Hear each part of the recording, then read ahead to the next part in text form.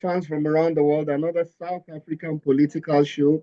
Today, we're going to be talking about Julius Malema and what he thinks about immigrants in South Africa. And with me to discuss that once again is Mustafa Jinobi.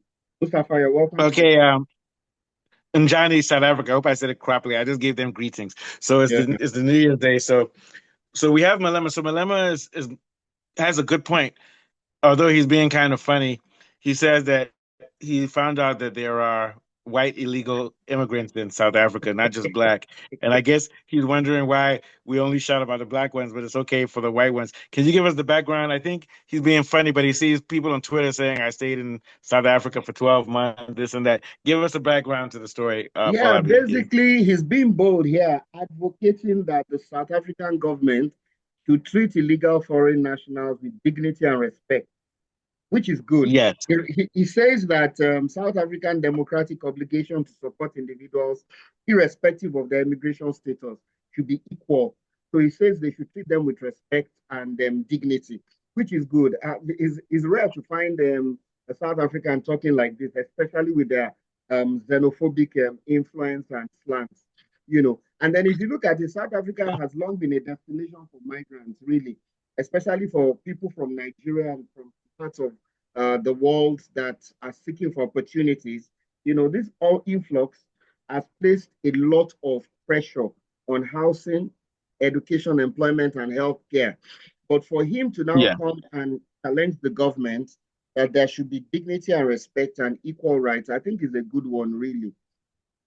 Yeah, and this goes back, no matter what we have to say about Malema, to me, Malema is one of my heroes, but I will admit in the last year he's had some issues with the gun thing and Yeah. also with the VTB, what is it, VDB bank, the bank scandal and corruption. But in general, he and his other and Shivambu and in Glossy started EFF, and EFF's charter is Pan-Africanist, it's socialist, and it's humanist. And it's the only party in South Africa that has those things, except for not PAC. There's another one. I can't remember the name of, but PAC. There's a student movement in South Africa. I don't think it's PAC, but it might be. It's not PAC. It's not PAC, but there's a student movement there, which is also socialist, and also you have the Communist Party. So immigrants, just like in the U.S., I always joke that once you get across that border, you're American. You get my point? Oh, sure, And sure. before colonialism came, there were no borders, but there were homelands. Homeland is a different thing. But South Africa has moved beyond homeland because homeland is, oh, Zulu, this is our land. Xhosa, this is our land.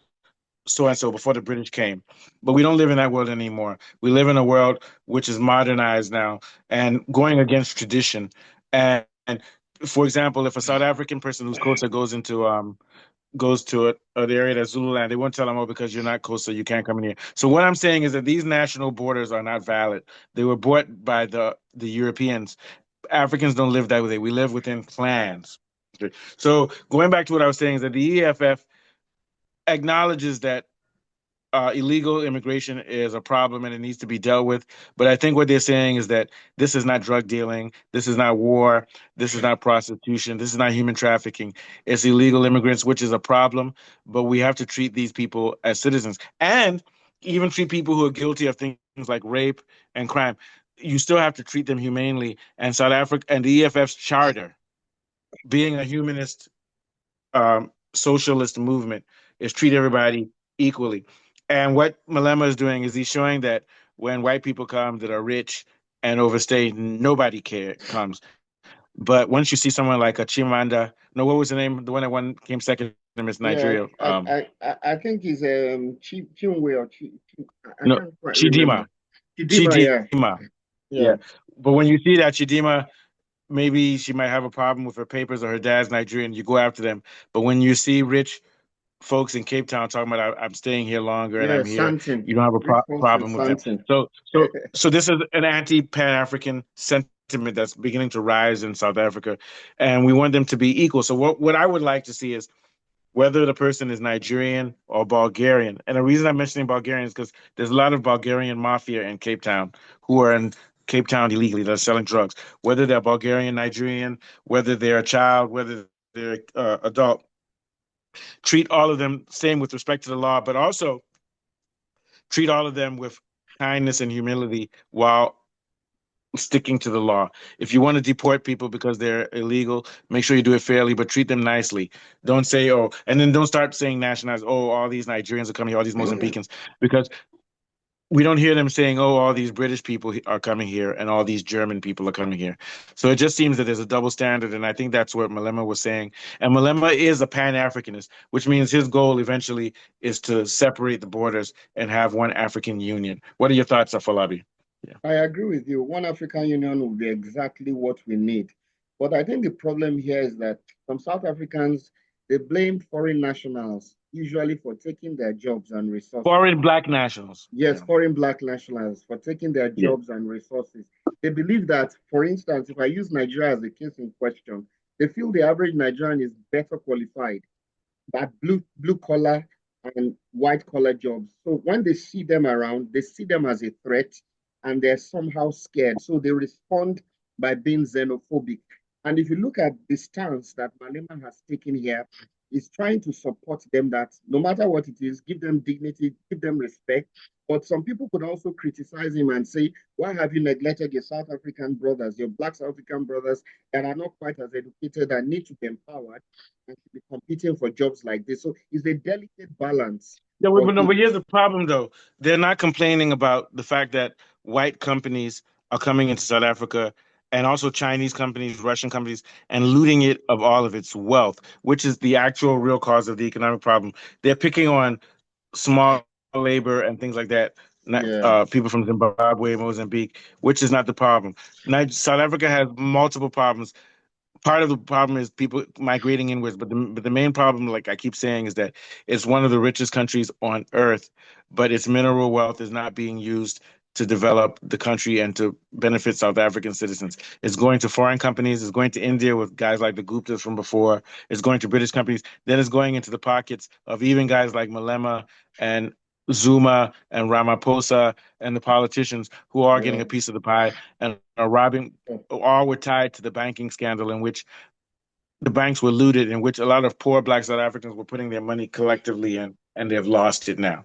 So my thing is that scapegoating Nigerians or Zimbabweans or Mozambicans is ludicrous because they're coming in and doing menial jobs and things like that, which even if they weren't around, somebody else would be doing it with the same thing. South Africa has an economic problem in which there's not enough skilled labor, and also there's not enough wealth to pay people what they deserve to be paid to work. And the reason there's not enough wealth is because the corporations are taking the lion's share of the resources. They're not putting it back into the country, and the people aren't being paid enough. Wages need to increase in South Africa.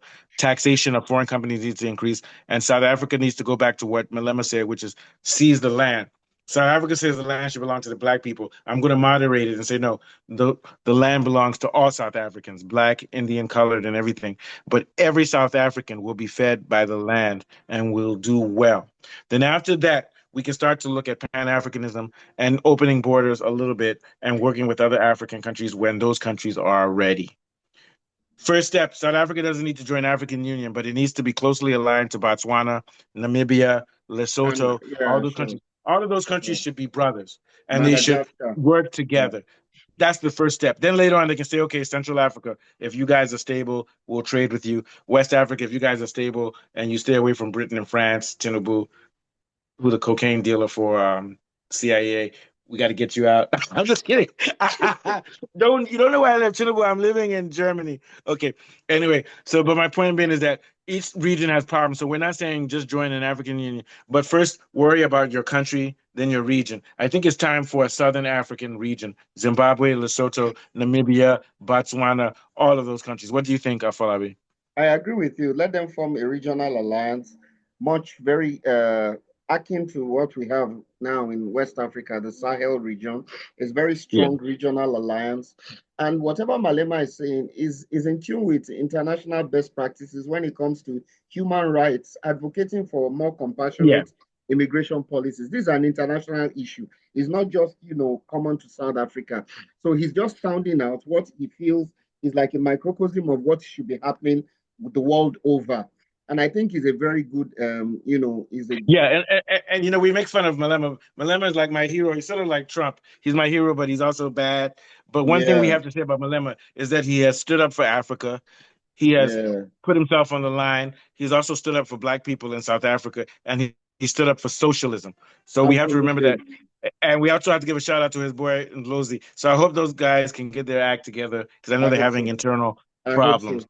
I hope Yeah, so. They've because yeah. selected a number of new executives and leaders in their party, which I hope will bring the party together and give them more of a chance in the next elections. Because this thing that he actually said is something that people should be focusing No, he on. brought it up. He brought it up because he Yes, said that if someone on Twitter is from Nigeria and they say, I've been in South Africa on vacation for 12 months," within 2 days, Home Affairs will be deporting them. But when a white person's chilling on the yeah, beach says, "Oh, I'm here and I don't have my visa," nobody says anything. That has to stop. And I'm going to keep it real. I'm not racist. White people and Black people are equal, and we're of human, course, so we of love each other. But in this world, there's a double standard in which whites are getting away with a lot that other groups of people aren't getting away with. And we're not saying we don't like whites. We're saying that we want justice on earth. yes. It's just And that even after we sometimes, get rid of yeah, racism, we still have problems internally. So we're not against whites. What we're saying is that colonialism, imperialism, and white supremacy are gone. Now it's time for humanism. Thank you. Take us out, Afolabi. Yeah. sure. So basically, what I feel is that sometimes it's difficult to strike a balance between balancing national interests and human rights. Because if you look at some of Yeah. these Black South Africans, they'll say that they talk about their rights and the fact that, they have rights to internally. But if you look at what these migrants contribute when they come in, it also helps the economy and it helps to Oh, push yeah. the indigens themselves to do more. So there's a Yeah. very delicate balance to this. And No, I no. South think, Africa needs immigrants to come in, sure, just like the sure, U.S. does. The U.S. was built off of immigrants. And if a immigrants, South African goes to the U.S. tomorrow, he can become a citizen and make the country better. Diversity is better. But like you said, yes, protecting national interests. So we don't have a problem with deporting illegal immigrants, but we do have a problem with xenophobia. What you do is you say, yes, okay, you have to leave because it's not helpful for us. You don't have to be nasty about it. You don't have to say Nigerians or Queer Mozambicans. Just say, okay, we don't want this. And at the same time, we're wondering why you don't do that to Europeans. yeah, You sure. know. And if you But look at we shouldn't South, do it. We shouldn't do it to anybody. We yeah, we shouldn't do it shouldn't. to We anybody. shouldn't. And Yeah, South yeah. Africa as a regional power, I think they can take the lead in doing this if they Oh can yeah, get this and there's right. nothing new. So, Yes, for example, in Lagos, where we live, a lot of people flock from all over Nigeria to Lagos because it's the big city. So sure. South Africa is a big region. So a lot of people are flocking there because there's wealth. London is a big region. A lot of people from Africa go to London. New York is a big region. Oh, So sure. South Africa is dealing with the issues that all major cities and Are major dealing powers, with, not are dealing yeah, with. Yeah, Johannesburg, where there's wealth, people will flock to, and you have to protect. But at the same time, the way the world works is through migration. South Africans didn't come from South Africa; they came from of course. Rwanda, Congo, and the Australia, Central New Africa. Zealand, New Zealand. Yeah, no. So yeah, so what I'm trying to say is that South Africans themselves are most South Africans, the blacks, are migrants from Central Africa. Africa, But yeah, now sure, they're sure, there. So what I'm trying to say sure. is migration is a normal part of human life. Of course, of course, There's sure. no every American now is either from Europe or Africa Of or course, Asia, because of course. the Native American population has been wiped out. Of So course, yeah, is a so what consequence we of the nomadic nature of man. Is a man, consequence that's of just it. Yeah, nomadic nature. Yeah, within South yeah, Africa, someone moves somewhere else. So we want to move away from borders, but the first step in doing that is that South Africa has to hold its borders, close them, and develop sure, itself, open up, sure, and then join into a Pan-Africanism in which there are no longer borders. sure, Simple. That's what I have to say. Take us sure. out of Falabi. Okay, Yeah. it's been another wonderful South Africa show. We've been discussing Julius Malema's comments about inclusivity and treating migrants with dignity and respect. And from me and Mustafa, it's been a wonderful show. Good night from here. Thank you. Nice. That was